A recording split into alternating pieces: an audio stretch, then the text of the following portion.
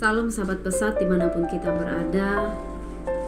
Saya menyapa kita dimanapun sahabat pesat dan saudara-saudari terkasih berada. Sukacita yang besar kalau saat ini kita masih tetap dalam keadaan sehat. Kita semua dalam sukacitanya yang melimpah dan selalu di dalam pimpinan Tuhan. Nah, saudara-saudari yang terkasih, saya rindu kita sama-sama bisa menikmati penyertaan, mengalami pimpinannya yang tidak pernah salah dalam hidup kita. Mari kita mau belajar bahwa Tuhan itu tidak pernah salah memimpin hidup kita. Kalau kita diberi kesempatan untuk menggambarkan kehidupan, pastinya kehidupan seperti apa sih yang kita inginkan? Apakah kehidupan yang bebas daripada masalah, bebas dari kesulitan, bebas dari rasa pahit yang pernah kita alami? Atau kita akan menggambarkan kehidupan yang lancar saja tanpa masalah, tanpa tantangan, tanpa kesulitan, bahkan kalau boleh jangan pernah mengalami yang namanya kepahitan atau pernah tertinggal kepahitan itu di dalam hidup kita. Nah, kita mau belajar dari bagaimana Tuhan memimpin bangsa Israel. Pada saat ini saya ingin kita sama-sama belajar di dalam Keluaran pasal yang ke-15 ayat yang ke-22 sampai ayat yang ke-27. Kalau kita lihat kenapa dan mengapa Tuhan mengizinkan bangsa Israel mengalami masa-masa sulit. Setelah keluar dari Laut Teberau, mereka berjalan selama 3 hari di Gunung Syur. Setelah berjalan selama 3 hari, persediaan air mereka habis. Mereka mulai berteriak karena mereka mengalami kehausan yang luar biasa. Mereka membutuhkan air karena panas terik yang mereka alami. Bangsa Israel ini memohon kepada Tuhan. Mereka mulai mengeluh, mereka mulai menggerutu, menyalahkan Musa, menyalahkan Tuhan mengapa membawa mereka keluar dari bangsa Mesir.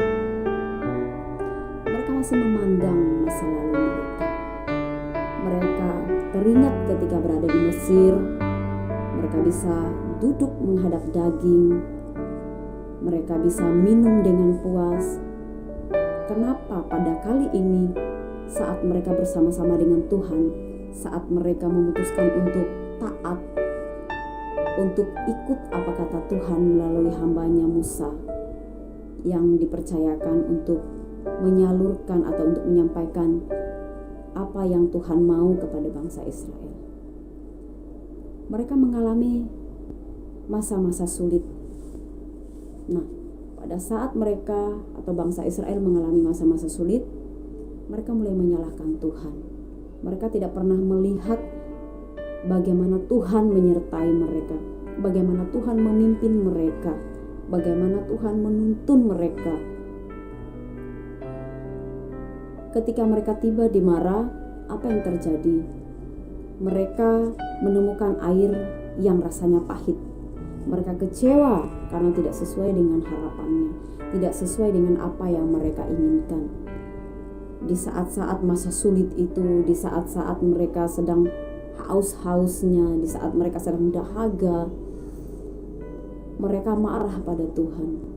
Mereka marah kepada Musa, bersungut-sungut. Tetapi apa yang terjadi? Tuhan tidak berhenti hanya sampai di situ saja. Tuhan meminta kepada Musa supaya mengambil sepotong kayu dan melemparkan ke air itu supaya air itu menjadi manis. Dan pada akhirnya air itu pun menjadi manis. Bukan hanya sekedar air itu tidak pahit, tetapi air itu menjadi manis sehingga bangsa Israel itu bisa menikmati air itu untuk melepaskan dahaga mereka.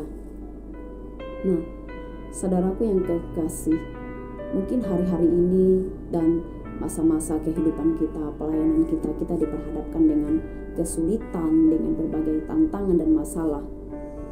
Yang Tuhan mau itu hanyalah kita itu melihat Dia.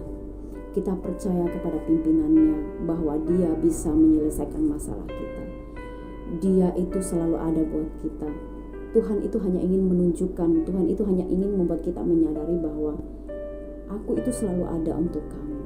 Di saat kamu mengalami masa-masa sulit, di saat kamu mengalami masa-masa yang mungkin ada kalanya kamu sedang mengalami kepahitan, masa-masa yang seolah-olah membuat kamu stagnan, kamu tidak ingin lagi berjuang dalam pelayanan, ingin mundur, ingin menyerah karena masa-masa sulit yang kita alami. Mari kita melihat Tuhan kita.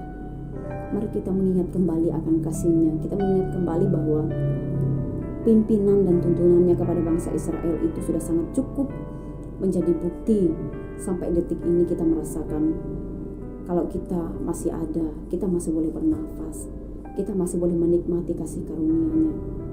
Itu adalah karena Dia memimpin kita. Mungkin ada di sewaktu-waktu kita juga mengalami seolah-olah Tuhan itu memimpin kita ke jalan yang salah. Kalau kita melihat bangsa Israel ini, pada waktu Tuhan izinkan mereka mengalami masa yang pahit, menikmati air yang pahit sebelum Tuhan membuat air itu menjadi manis. Tapi apakah Tuhan berhenti sampai di situ? Apakah Tuhan stop sampai di situ? Tidak.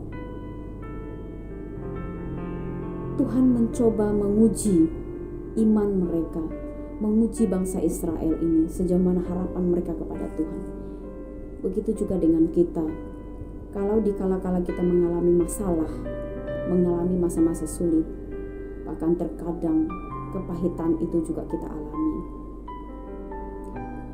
Satu hal yang Tuhan ingin lihat, sejauh mana kita itu mengharapkan Dia, sejauh mana kita itu percaya kepada pimpinannya, bahwa di masa-masa seperti itu Tuhan itu akan memberikan jalan keluar buat kita apabila kita memandang Dia, apabila kita berharap penuh kepada Dia dan berserah kepada Dia. Nah, poin-poin ini kita belajar dua hal dari Keluaran pasal 15 ini, bagaimana Tuhan memimpin bangsa Israel. Yang pertama, pimpinan Tuhan itu tidak pernah salah. Kenapa Tuhan memimpin bangsa Israel ke Mara? Alasan yang paling mendasar adalah karena bangsa Israel membutuhkan air. Namun ternyata ada alasan lain, yaitu Tuhan ingin menguji umatnya. Apakah mereka tetap percaya saat menghadapi kepahitan? Begitu juga dengan kita. Tuhan ingin menguji sejauh mana iman kita, sejauh mana kita masih tetap berharap kepada Dia, sejauh mana kita masih tetap setia untuk berada dalam pelayanan yang dipercayakan, sejauh mana kita masih tetap ingin berdiri bersama-sama dengan Tuhan. Poin yang kedua, Tuhan mampu mengubah kepahitan dalam hidup kita menjadi manis. Kalau kita percaya akan kehidupan kita, bangsa Israel setelah mengalami masa yang pahit, akhirnya Tuhan bawa mereka keluar. Tuhan izinkan mereka mengalami dan keluar dari masa-masa kepahitan itu. Tuhan menolong mereka. Tuhan tidak hanya berhenti sampai di situ saja. Sehingga pada akhirnya yang terjadi adalah Tuhan menyediakan di Elim, di sana ada 12 mata air dan 70 pohon kurma. Lalu berkemahlah mereka di sana di tepi air itu. Nah, saudara-saudara yang terkasih, begitu juga dengan kehidupan kita. Saat dalam pelayanan ini kita diperhadapkan dengan berbagai masalah, tantangan yang seolah-olah ingin membuat kita mundur, membuat kita ini bersungut-sungut, membuat kita menyalahkan keadaan ini dan itu, menyalahkan Tuhan dengan apa yang terjadi. Ingat bahwa kita itu tidak akan pernah ditinggalkan oleh Tuhan. Pada masa yang tepat ketika kita mulai berseru, kita mulai mengharapkan Dia, mulai berserah kepada Dia, Tuhan akan mengatasi dan menyelesaikan masa-masa sulit itu menjadi manis. Mari kita belajar dari bangsa Israel ini, dan kita bersyukur kalau sampai detik ini penyertaan Dia begitu sempurna buat kita. Dan saya percaya bahwa setiap kita akan tetap selalu berharap, selalu berpegang pada janji Tuhan, dan tidak akan pernah menyerah dengan keadaan yang terjadi. Tetap terus semangat dan berharap kepada Tuhan. Tuhan Yesus memberkati.